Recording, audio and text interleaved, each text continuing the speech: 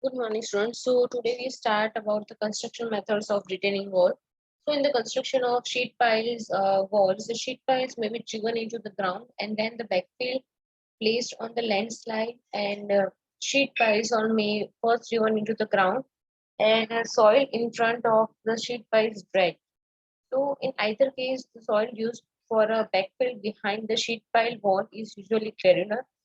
The soil below the dredge line may be sandy or clayey, so the surface of soil on the water side is referred to as a dredge line or mud line. So construction methods can be divided into two categories, which is a backfill structure and drag structures.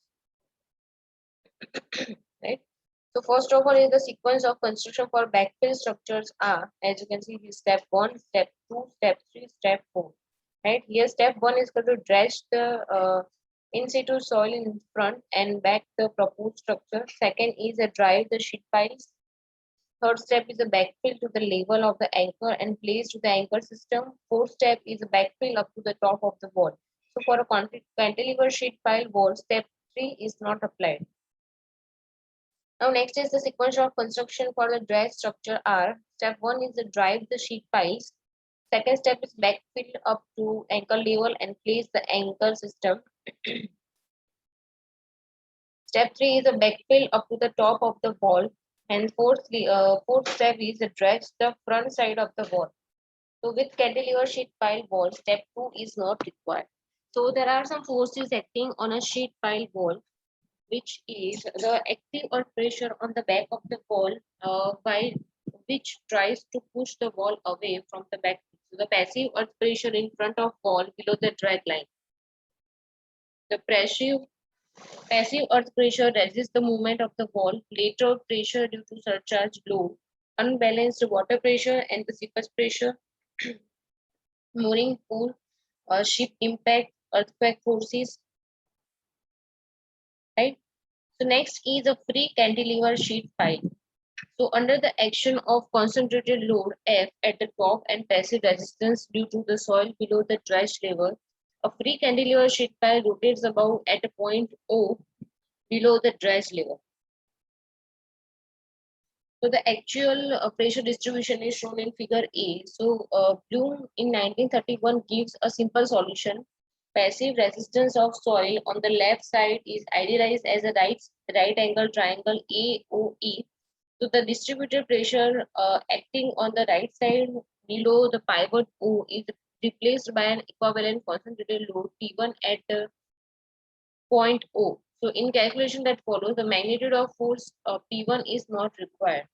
So for equilibrium, the moment of all the forces about O must be zero. For example, MO is equal to F in bracket H plus B minus 1 half gamma D K minus Ka into D into T by 3 is equal to 0, where F is equal to horizontal force, H is equal to height of wall above the dredge level, D is equal to depth of embedment. So this equation can be solved for D. So actual depth to be provided is generally taken as a 1.2 D. So the point of maximum bending moment can be determined as follows. So bending moment at a depth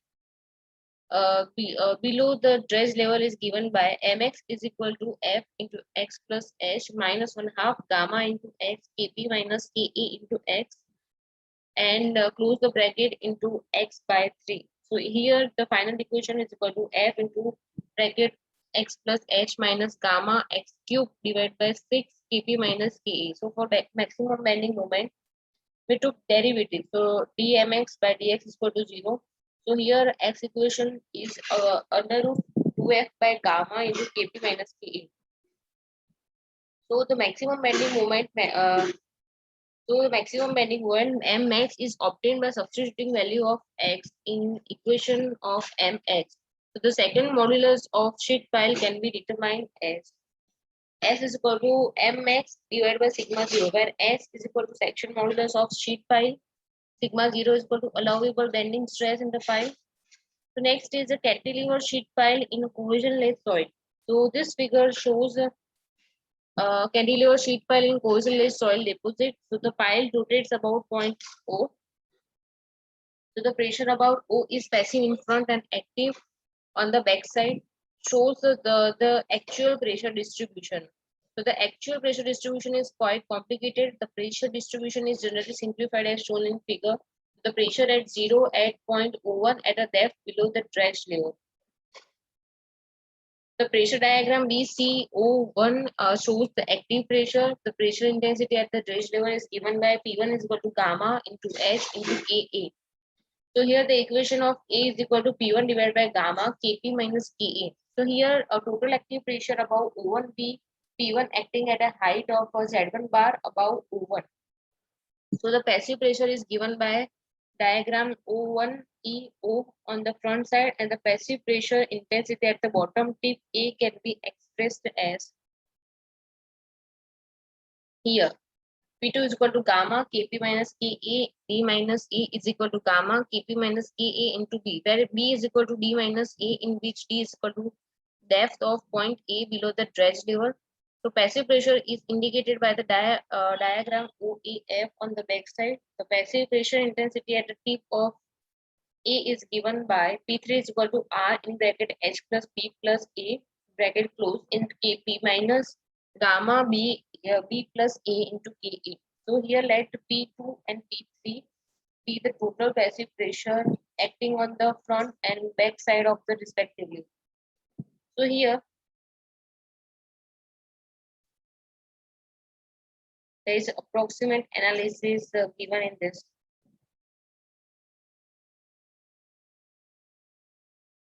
So here there are the cantilever sheet piles in a penetrating clay here. All type of calculations is given in this theory.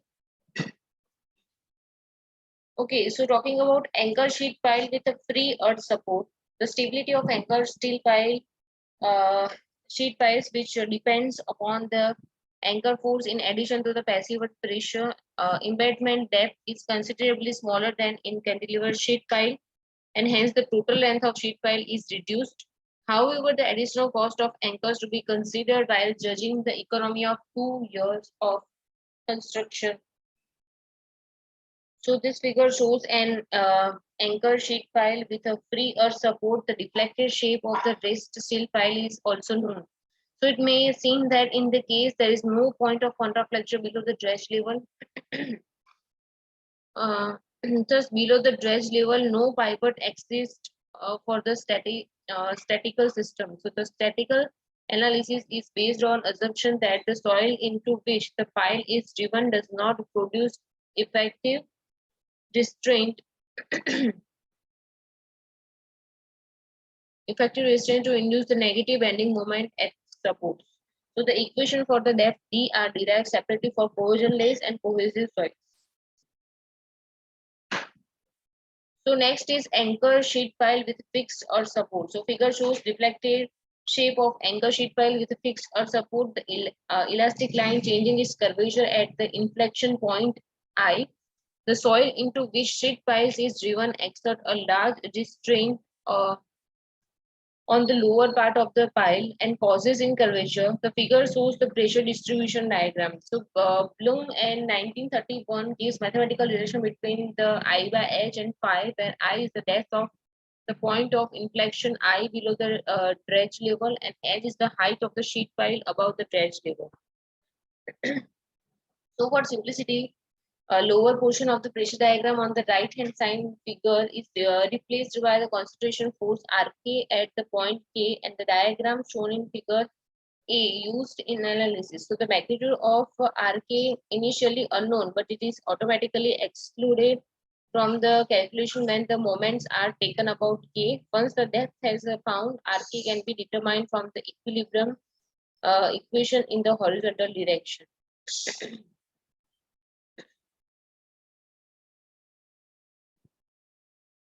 Right, so these are the upper beam, and so next is the design of anchors. So the anchors used in sheet piles walls are following types, which is anchor plates or beams, tie backs, vertical anchor piles, and anchor beam supported by batter pile.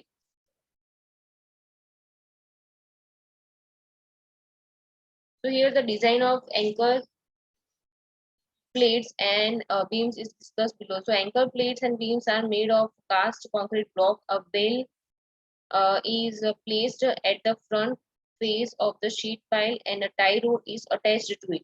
So other end of the tie rod is connected to an anchor plate or a beam. So resistance offered by anchor plate or beam is derived from the passive resistance of the soil in front of the plate. So for full passive resistance to develop, anchor plate must be located in zone CDE. So Tang in 1962 gave the following equation for the ultimate resistance of anchor plates in a granular soils located at or near the ground surface.